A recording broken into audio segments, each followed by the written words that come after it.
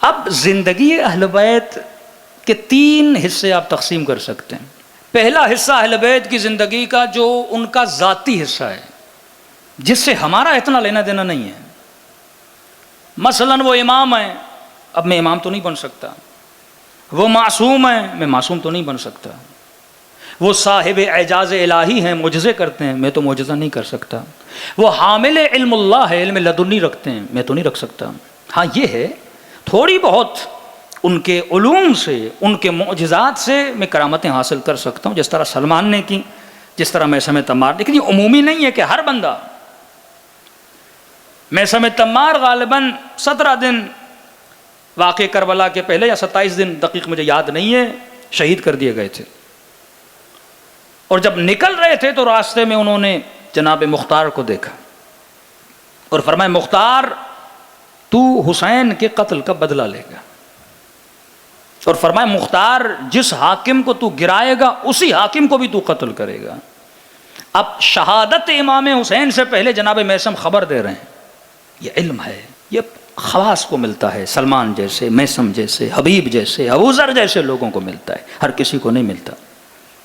ایک تو اہل بیت کا ذاتی پہلو جو صاحب علم، صاحب اعجاز الہی. دوسرا اہل بیت کا پہلو، دوسرا پہلو ہے وہ کپڑے کون سے پہنتے تھے، وہ کس برتن میں کھاتے تھے، ان کی سواریاں کیا تھیں. اس سے بھی میرا اتنا زیادہ کنیکشن نہیں ہے. بھائی رسول خدا مثلا گدھے پہ چڑھتے تھے یا گھوڑے پہ چڑھتے تھے، اور آج مسلمان بولے کہ میں بھی گدھا رکھوں گا، میں بھی گھوڑا رکھوں گا. اہل بیت کچے گھروں میں رہتے تھے، بندہ بولے آج کے بعد میں بھی کچے گھروں میں رہوں گا. یہ عقلانیت نہیں ہے. اور آج ایک مسلمانوں کا بڑا طبقہ ان چیزوں کو فالو کر رہا ہے، جن چیزوں کا زندگی سے زیادہ لینا دینا نہیں ہے. قول، فعل، تقریر، نبی نے جو کہا، نبی نے جو کیا. اور نبی نے اگر کسی کام کے لیے بولا ہمیں، مثلا ایک بندہ کوئی کام کر رہا تھا، نبی نے اسے ٹوکا نہیں، روکا نہیں، وہ کام بھی میرے لیے کرنا عیب نہیں ہے. کل کو یہ بولے آپ یہ کام کیوں کر رہے ہیں، ہم بولیں کہ رسول کے سامنے ہو رہا تھا اور رسول نے روکا نہیں. اب یہ کیا کرتے ہیں، فعل رسول میں کہتے ہیں رسول نے جو کیا.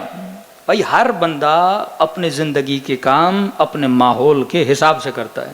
نبی کے زمانے میں اتنی ٹیکنالوجی نہیں تھی، زیادہ وہ سوتری والے کپڑے پہنتے تھے، موٹے موٹے دھاگوں والے. اب مسلمان کہے کہ نہیں میں کارخانے والے کپڑے نہیں پہنوں گا، میں ویسے ہی کپڑے پہنوں گا. مولا علی کے زمانے کی جوتیاں اور تھیں، اب بندہ بولے نہیں اس زمانے میں بھی میں ویسی ہی جوتی پہنوں گا. اس زمانے میں شیشے کے برتن، مثلا اسٹیل کے برتن مثال دے رہا ہوں، نہیں ہوتے تھے.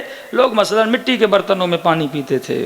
اب بولے کیونکہ میرا رسول مٹی کے برتن میں پانی پیتا تھا تو لہٰذا میں بھی مٹی کے برتن میں پانی پیوں گا. اور مقام تعجب یہ ہے برتن مٹی کا ہوتا ہے. امامے میں بھی کہتا ہے نقل نبی کی کروں گا، بالوں میں بھی بولتا ہے نبی کے بال بڑے تھے بڑے رکھوں گا.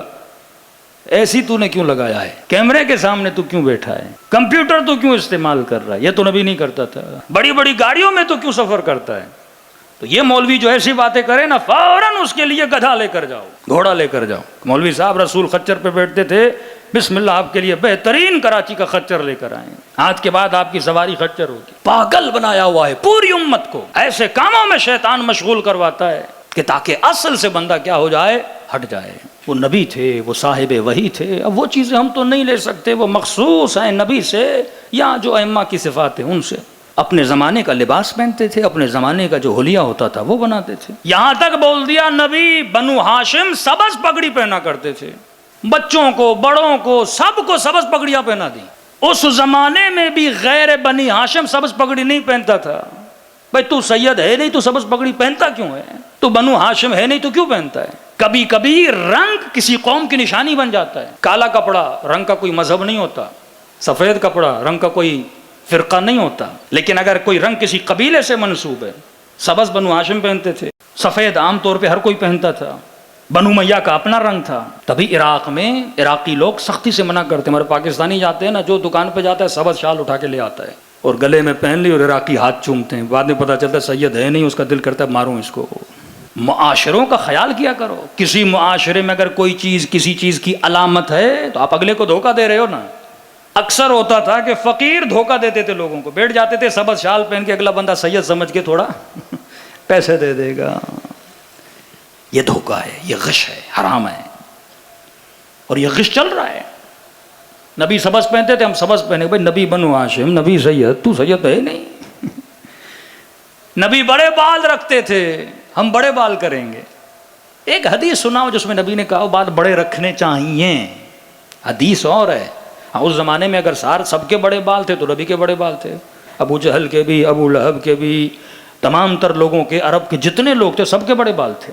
اس میں کوئی بڑے بال رکھنے سے کوئی جنت میں تو نہیں جاتا. ہاں جس طرح داڑھی کے لیے حکم ہے، داڑھی رکھنا حکم رسول ہے، سنت مؤکدہ بولا جائے یا واجب بولا جائے، حکم ہے داڑھی رکھنی چاہیے، مومن کی نشانی ہے.